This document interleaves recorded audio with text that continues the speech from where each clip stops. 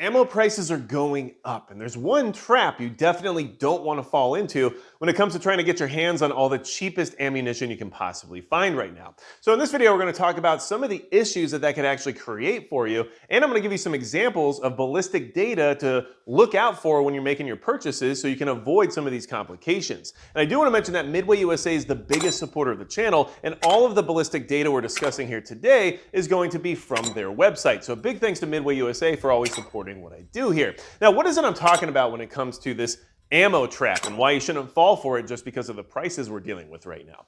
Well, not all ammo is created equal. And even though you're buying something that says 9mm Luger on it, it might not operate at the same level as other 9mm Luger. And that's what we're going to talk about today, because I've ran into this situation before where it's actually caused me malfunctions and reliability issues, as well as sighting issues and everything else related to being on target. So first off and foremost, let's talk about 9mm, because that's obviously very popular and most of you probably have a 9mm of some kind. Like this SIG M18 you see right here, which, don't worry, it's gonna be fine. It's safe because it's completely unloaded, and it even has a manual safety. Now, 9mm, it should probably be in everybody's inventory just because of how ubiquitous the cartridge is and because of how available it generally is, but right now it's getting more expensive.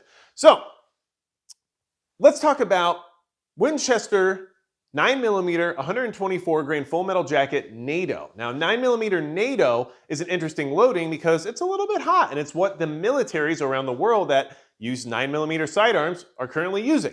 So if you were to take the ballistic data from the advertised muzzle velocity and energy foot-pounds produced by Winchester 9mm NATO, you're going to get 1,200 feet per second and a production of 396 foot-pounds of energy. So that sounds good, right? That's why we want this to be used by the military, because it's pretty good 9mm, it's coming out pretty hot, and it's affordable to a degree because they're just full metal jackets, okay? Awesome. Now let's compare that to your standard white box Winchester 9mm 124 grain full metal jacket projectiles that aren't rated as NATO, okay? They're advertised to come out of the muzzle at 1,140 feet per second, and they produce 358 foot-pounds of energy. Now, that's a pretty significant energy drop and a velocity drop, right? Well, obviously it's range ammo, it's full metal jacket, it's not really meant to do a whole lot, but it is not running quite as hot as the 9mm NATO, which could possibly cause you some issues, especially if you're running a gun that has like a compensator on it, okay? Well, for self-defense, we all know you want to run something a little bit more powerful, right? We're trying to make sure that we eliminate the threat. And of course, different loadings and everything else related to that would lead you to believe that you're going to be using a more powerful and more capable cartridge. Until you realize that the advertised velocities and energy production aren't really exactly that much better. For example, Winchester PDX-1 Defender 9mm, which is a hollow point round, of course, no longer full metal jacket, but at 124 grains, so that we're staying within the same control as the rest of these 9mm loadings we're discussing. It is advertised to come out of the muzzle at 1,200 feet per second, and it produces 396 foot-pounds of energy, which is the exact same performance you get from 9mm NATO, right? So the Winchester 9mm NATO 124 grain full metal jacket cartridges that you can get for a lot cheaper than the PDX-1 Defender 124 grain cartridges have the same level of performance, minus the fact that they're a full metal jacket instead of a hollow point.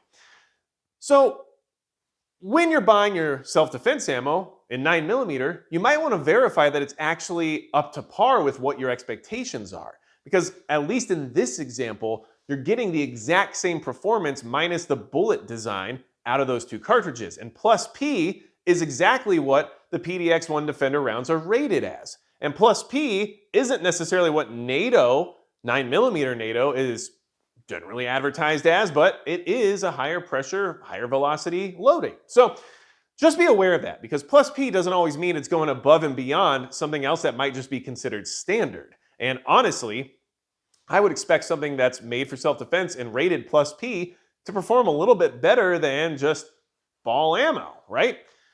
Let's move on from there, because that was just kind of like a bare bones example, right? And there's not as many implications generally with 9mm because it's already a questionable cartridge in some degree, right? And a lot of 9mm modern handguns are probably going to handle whatever 9mm you put in them unless it's really subpar ammunition. So it's not going to necessarily affect reliability and stuff as much unless you're running a compensator or something along those lines. But in general, for terminal effectiveness, it could be a big deal. And that's probably where you want to focus on 9mm, just based on the fact that it's already not the best performer in general. But let's move on from there. What about rifles? Well, for this example, we're going to use 5.56 because it's a ubiquitous round. It's generally relatively highly available and one of the cheapest cartridges to purchase for training and range time with a rifle, right? So right here, we've got a 5.56, okay? Well, let's go ahead and show you here. Nothing to worry about. We're good. And of course, 5.56, a very good cartridge to have on hand. But when you're trying to get a good amount of it on hand, it's easy to buy whatever is the cheapest, right? So in general, I actually stockpile quite a bit of the Winchester USA M193, which has been good ammunition for me. It is a 55 grain full metal jacket projectile, and they advertise it coming out of a 24-inch barrel. I don't know why they do this. I think it's just to, cook the books a little on their numbers, but a 24-inch barrel, it's advertised to come out at 3,180 feet per second, and it produces 1,235 foot-pounds of energy. Great. Okay, that's an 11.3-inch barrel, so I'm definitely not getting those numbers. But what I can say is that that's suitable. It performs at a level that works for me, and it's going to do the job in many ways when it comes to training and maintaining a level of accuracy and also, terminal effectiveness if need be. I'm okay with that. I have quite a bit of this ammunition, but I can tell you it's not actually at the same level as other M193 loadings. So what do I mean? Well, Hornady Frontier M193, which also has a 55 grain full metal jacket projectile, is advertised out of a 24-inch barrel. Once again, I don't know. I'm not the guy who made the rules, okay? Comes out at 3,240 feet per second and produces 1,282 foot-pounds of energy.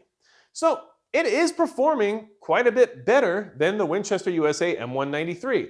And at the same time, it's producing a decent amount of additional energy on target.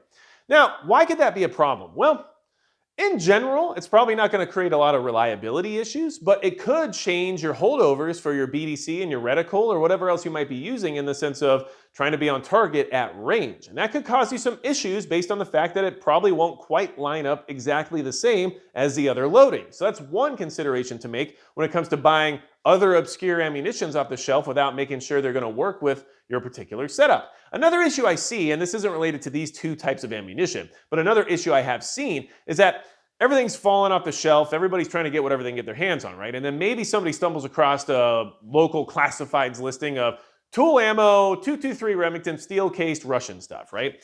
And in my experience, that stuff is, even though it's rated at the same velocities and energy production levels, it seems to shoot really soft, and it's of lower quality, and it has a ton of extra powder and everything else when it comes to stuff flying out of your ejection port. But that being said, that ammo is not going to perform anywhere near the same as your M193 that you're getting from Hornady or Winchester.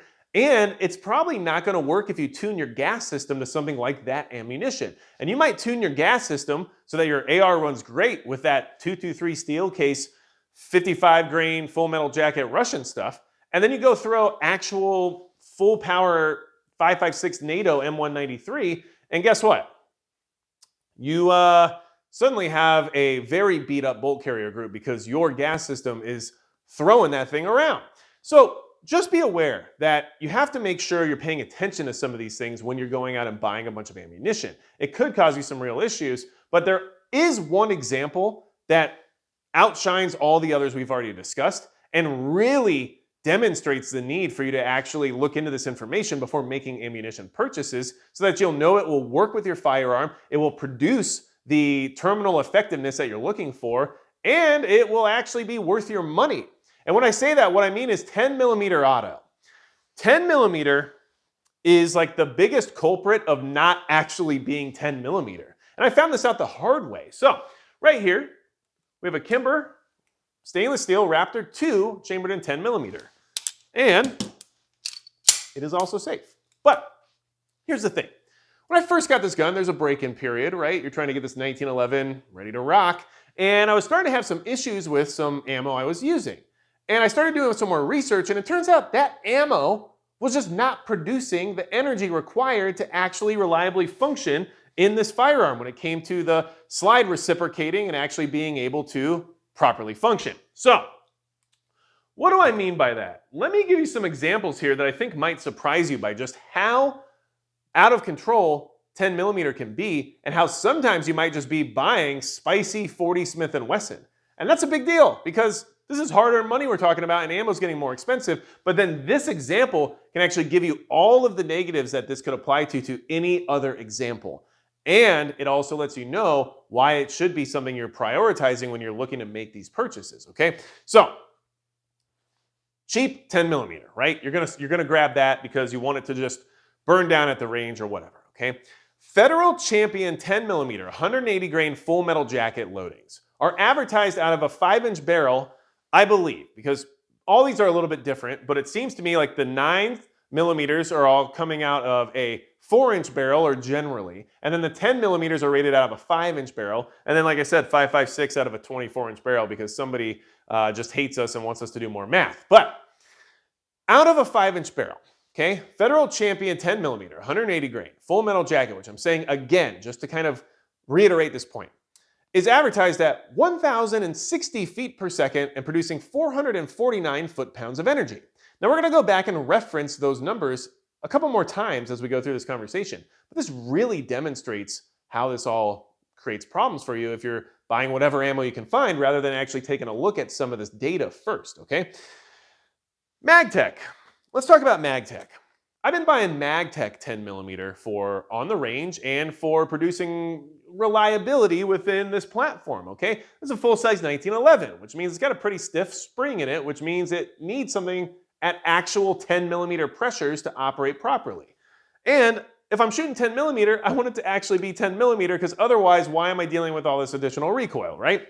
So, MagTech, in my opinion, does a good job. I haven't had a single issue with this ammunition. And here's why. Their 10 millimeter auto, 180 grain full metal jackets, same everything basically compared to the Federal Champion, comes out of the muzzle at 1,230 feet per second and produces 605 foot-pounds of energy. And yes, I have some notes right here that I'm referencing because I can't remember all of these numbers and I want to make sure this information is accurate.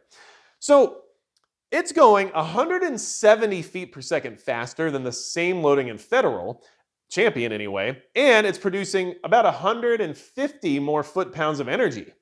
That's a lot.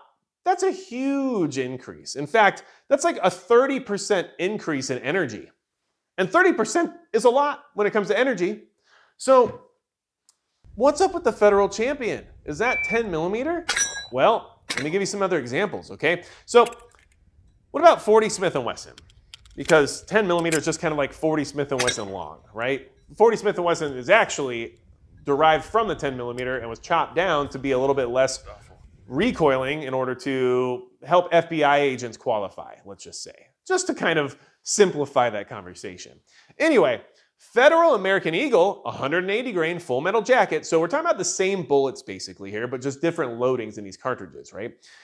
Federal American Eagle, 40 Smith & Wesson, 180 grain full metal jacket is advertised to come out at 990 feet per second and produce 392 foot-pounds of energy.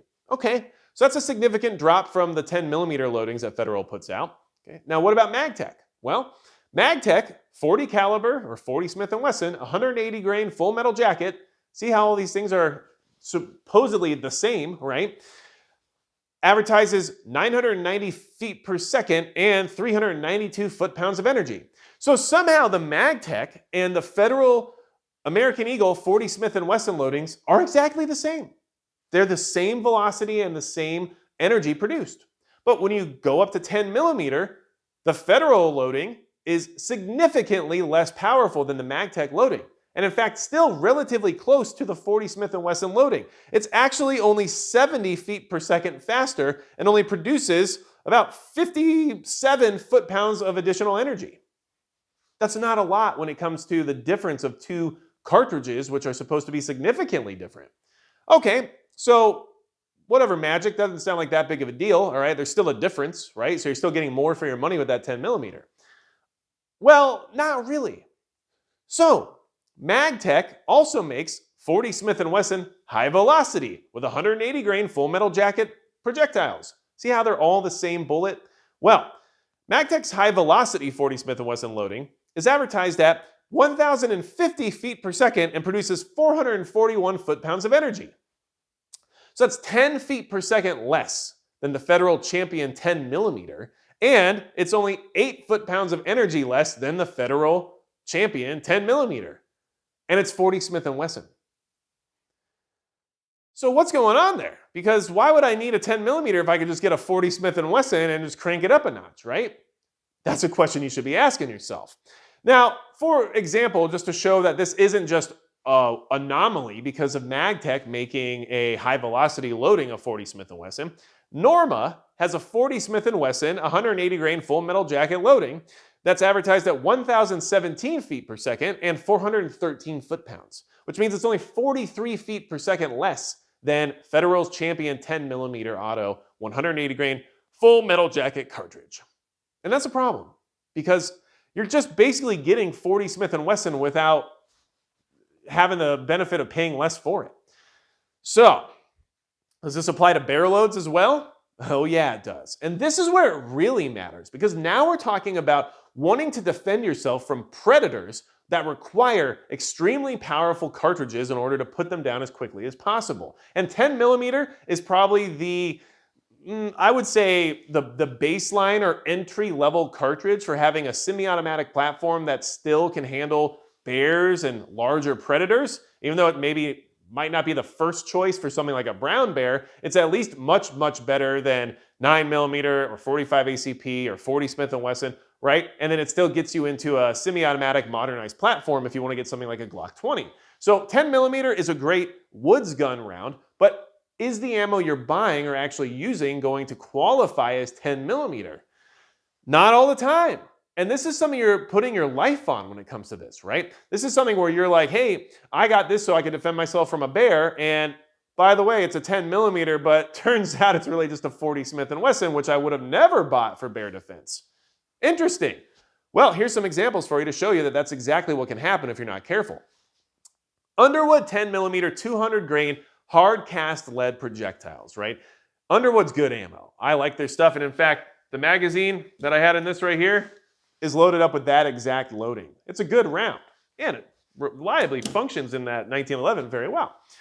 It's advertised at 1,250 feet per second and puts out 694 foot-pounds of energy. That's pretty significant. That's a pretty hot round right there. And honestly, it sounds a little bit slower than the other 10 millimeter loadings we've discussed, but it's a 200 grain projectile now. So of course, it's going to be a little bit slower, but it's going to have more mass on target and still provide more energy, especially traveling at those velocities. So just to give you the difference there, the MagTech 10 millimeter 180 grain full metal jackets that you see right here, 1,230 feet per second, 605 foot-pounds of energy. So you're getting almost an entire 100 more foot-pounds of energy with the Underwood loadings and with a projectile that's purpose-built for predator protection, okay?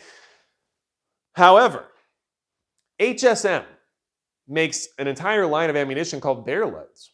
But the HSM 10 millimeter auto 200 grain lead round nose projectiles, right, which are specifically labeled bear loads, are advertised at 1,041 feet per second at the muzzle and produce 481 foot-pounds of energy. Now, I bought this 10 millimeter specifically for woods defense against larger predators or deer that aren't necessarily deer. That being said, I don't think I want HSM bear loads when they literally have the same ballistic data as 40 Smith & Wesson. Oh, is that actually true? Well, based on some of the stuff we've just talked about recently, basically it is. I mean, it's right around the same as the MagTech high velocity 40 Smith & Wesson loading. But what about Underwood? Underwood makes 40 Smith & Wesson also, because sometimes that's maybe the only gun you have, and that's just going to be what you have to make do with. Okay, that's fine. At least there's ammunition out there that you can step it up a notch with, right? Well, Underwood's 40 Smith & Wesson 200 grain hard cast lead projectile comes out of the muzzle at 1,000 feet per second and produces 440 foot-pounds of energy.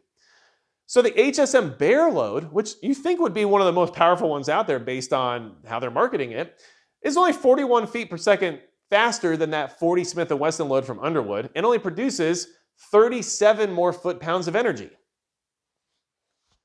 So it's basically just spicy 40 Smith & Wesson. Now, why is this such a big deal? Why am I making this point? Why am I bringing up all this data? Well, ammo is expensive, and it's getting more expensive and getting more scarce. So people are just buying up whatever's on the shelf. But what I can tell you is that some of the lighter 10mm loadings I've shot out of this pistol created some reliability issues because of the spring and recoil system in the gun not necessarily being tuned for these ultra light 40 Smith & Wesson loads. It's meant to deal with full power 10mm loads. And so the gun was less reliable because some of these manufacturers were throwing the label 10mm on something that was really just 40 Smith & Wesson. And then when you apply that to 9mm and you think, wow, I got a gun here that, can do the job, but I want to make sure it really gets the job done if things get weird, right? So I've got this self-defense ammo that I bought. It's plus P rated with a higher velocity, so you know it's going to be good. And it turns out that you're getting the same performance out of that as 9mm NATO, but paying twice as much just because it has a bonded, jacketed hollow point, right? So all these things can actually add up to being problematic. You're either not going to terminate the target in an effective way, or maybe your gun's not going to reliably cycle because the ammunition is underpowered and isn't actually going to provide you with the gas required or the energy required to cycle it properly. Or when it comes to your rifle, your bullet drop compensation or your holdovers might not line up properly. Or you might have your rifle tuned to something that's not going to work with the other type of ammunition. And for example, this particular gun has an H3 buffer in it because I run it suppressed most of the time, but even unsuppressed, it's just a little over-gassed. And so it's got a Geisley Super 42 spring in there with an H3 buffer, and everything runs great. But if I was to put some really light load 223 Remington ammo in there that just wasn't producing the same pressures or the same amount of energy as these full power 5.56 NATO loadings, it might not reliably cycle. And in that situation, I have a problem because my gun is no longer capable of protecting me in the way that it was designed for. So all these things need to be considered. This is a trap a lot of people are going to fall into right now because we're trying to find the cheapest alternative to this ever rising cost of ammunition. And unfortunately, the cheapest alternative isn't always going to be effective or even reliably function in your firearm. And not to mention the quality control aspect of buying the cheapest thing on the market and then finding out it's going to blow your gun in half, right? But the other side of that is just ensuring reliability is the number one thing we want to do with our firearms. And by playing around with ammunition that's just not going to cut it, that might not be the case anymore. And all you have to do in order to avoid this is a little bit of research. Look at the ballistic data, look at the muzzle velocity, look at the energy produced, and use that to your advantage to see if this is in line with what you generally use or in line with what you know reliably functions in your firearms. And that will save you a lot of headaches and money because honestly, I'd rather spend an extra 10, 15, 20 cents a round to get higher quality 10mm ammo that's actually 10mm. So I'm actually getting a full powder charge. I'm actually getting the velocities and the energy foot-pounds required in order to deal with what I'm dealing with when it comes to wanting a 10mm, right? I don't want to buy 40 Smith & Wesson for the same price as 10mm. That makes no sense. But a lot of times it seems to be what is actually happening to you. And the same thing can happen with 5.56 or 223, and the same thing can happen with 9mm, and it can basically happen with any other ammunition type you choose. So just be careful. Don't just buy the cheapest thing just because it's cheap. Make sure you know for a fact that it's going to do what you want it to do first. And if it won't, now you know you can spend a little bit more, but actually get something productive rather than just wasting your money. Hopefully this gave you something to think about. Clearly, I'm a little upset about the whole situation because I'm just glad I know MagTech actually gives me real 10mm auto. And there's a couple other brands out there that do the same. So it's not like it's only MagTech that does it, but it's nice to find something that I know for a fact is actually up to snuff, let's just say. Anything else you need from me, you know where to go. MagicPrepper.com is always a great resource. And besides that, that's going to be it for Magic Prepper.